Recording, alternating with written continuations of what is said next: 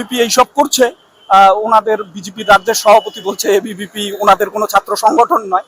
দুদিন পরে হয়তো শুভেন্দুবাবু কিছু একটা করবেন, যে রাজ্য সভাপতি বললেন শুভেন্দুবাবু তো আমাদের দলের কেউ নয়, উনি তো তৃণমূল থেকে এসে মুখ্যমন্ত্রী হয়েছেন, দায় আমরা নিতে পারবো না।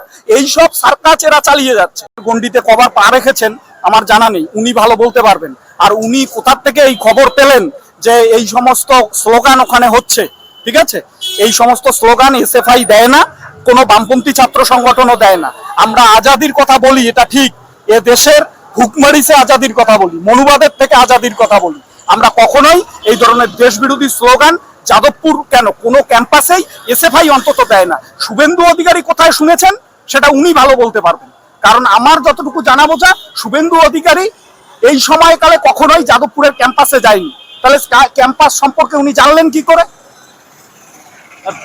আমি এরপরে বলবো যে তোমরা এসএফআই ভবিষ্যতে কি কোনো স্কুল কোনো কলেজ বিশ্ববিদ্যালয়ে তোমাদের অস্তিত্ব টিকিয়ে রাখতে পারবে? কারণ ওরা কিন্তু সেই রাতের অন্ধকারে গেটটা টপকে গেছে, তোমরা কিন্তু ভিতরে থেকে কিছু করতে পারেনি, মানে বামপন্থী ছাত্র সংগঠন। গেট টপকে গেছে কারণ তারা হনুমানের দল গেট টপকাতেই ওস্তাদ থাকে। যাদবপুর দেখিয়েছে পশ্চিমবাংলার যে ক্যাম্পাসে এইরকম অগণতান্ত্রিক ভাবে দখল করতে যাবে, এসএফআই সহ বামপন্থী ছাত্র সংগঠনগুলো তো থাকবেই, ছাত্রছাত্রীদের ঐক্যবদ্ধ লড়াইয়ের মধ্যে প্রতিরোধ গড়ে তুলবে। আর এই প্রতিরোধে কি হবে সেটা তখন বুঝতে পারবেন তারা। মেদিনীপুর দখল করতে গিয়েছে, ছাত্রছাত্রীরা বুঝিয়েছে। প্রেসিডেন্সিতে একই ঘটনা, ভিতরে ছাত্রছাত্রীরা ঐক্যবদ্ধ লড়াই দিয়েছে। যাদবপুরে একই ঘটনা, এই হনুমান বাহিনী লম্পচম্প করে গিয়েছে, ছাত্র ভোট করাতে পারছে না।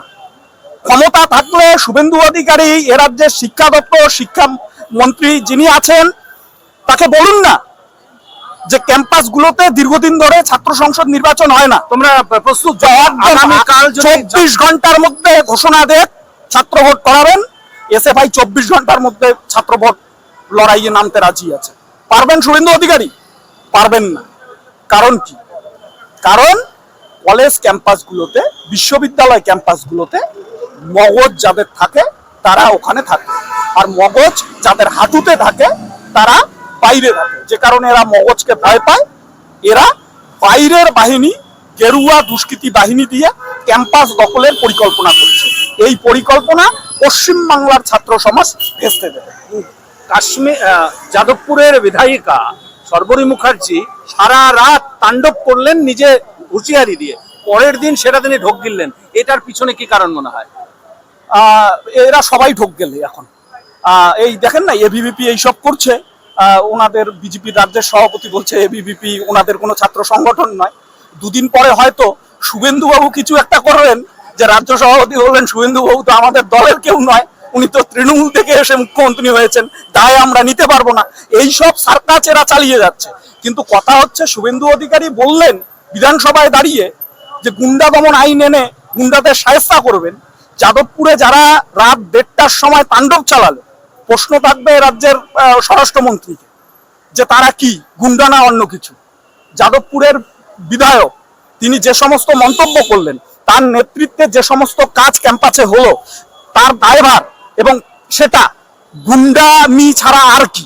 তাহলে গুন্ডা দমন আইনে যাদবপুরের এমএলএ কেন পড়বে না? শুভেন্দু অধিকারী যেখানেই দেখে যে ঘটনা হচ্ছে হলো মগজের একটা ভালো রকম চাষ হচ্ছে ক্যাম্পাসে, তো মগজের জন্যই যায়, মাথার জন্যই যায়, ব্রেন বুদ্ধি সচেতন হবে আগামী প্রজন্ম তার জন্য যায়।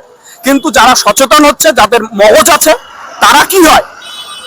সরকারের এই ধরনের দুর্নীতি কার্যকলাপ ধরে ফেলে যখন প্রশ্ন তোলে, তখন সেই প্রশ্নের জবাব দিতে হিমশিম খায় সরকার, তখন এই ধরনের ভুলভাল তাকমা তাদের দাগিয়ে দেওয়ার চেষ্টা হয়। শেষ প্রশ্ন করব, এমব্লেমটা তোমরা দোষারোপ করছো নিরীহ ওই এবিভিপির ছেলে মেয়েদের, কিন্তু তারা তো ভাঙেনি। তারা বলছে হচ্ছে কি একেবারে সাংবাদিক সম্মেলন করে যে এরা বামপন্থী ছাত্রছাত্রীরাই ভেঙেছে। কেন ভাঙতে যাবে? যাদের ক্যাম্পাস তারা তো ভিতরে ছিল। রাত 1:30টায় তারা কি করতে গিয়েছিল? বিরিয়ানি খেতে গিয়েছে, উৎসব পালন করতে গিয়েছে। কেন গেলেন? প্রাক্তন ভিসি কেন গেলেন? এবিভিপির রাজ্যের নেতৃত্বরা কেন গেলেন ওখানে? উত্তর দিতে পারবেন? পারবেন না। সিসিটিভি ফুটেজ আছে, এখন পর্যন্ত গ্রেপ্তার হয়নি কেন? সরকার তো শুভেন্দুবাবু বিজেপির, স্বরাষ্ট্রমন্ত্রী তো উনি, পুলিশ মন্ত্রী উনি, তো কেন ব্যবস্থা হচ্ছে না? প্রশ্ন তাদের করুন।